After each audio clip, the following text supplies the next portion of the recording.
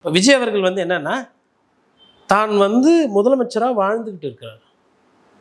இப்போ ஒவ்வொன்றா நடக்கும்போது அது அந்த ரியாலிட்டி அவரை ஸ்ட்ரைக் பண்ணுதா இல்லையா அப்படின்றத நம்ம பார்க்கணும். ஒன்று.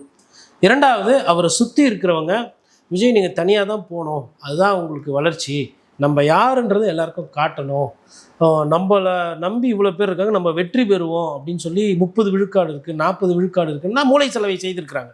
ஏன் அதை நான் இந்த வார்த்தை இங்கே அப்படி பதிவு பண்ணுறேன்னா, அவரோட அந்த திமிருக்கு பின்னாடி இருக்கிறது இதுதான்.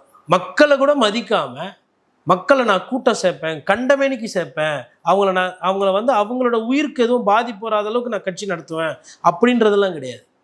இப்போ தான் அந்த கோரிக்கையெல்லாம் வைக்கிறார், என் வண்டிக்கு பின்னாடி வராதிங்கன்னு. ஃபஸ்ட்லேயெல்லாம் வைக்கல.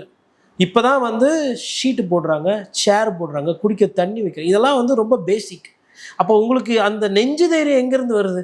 மக்கள் இப்படி நடத்தலாம் அப்படின்னா, நீங்கள் ஒரு தலைவராக உருவாயிட்டீங்க, நான் ஒரு அரசியல்வாதி, நான் முழு நேரம் அரசியல்வாதி, நான் தேர்தலுன்னா முதல்வர் அப்படின்ற அந்த எண்ணம் மேலே மண்டைக்குள்ளே போனதுனால தான் நீங்கள் இப்படி நடத்துங்க.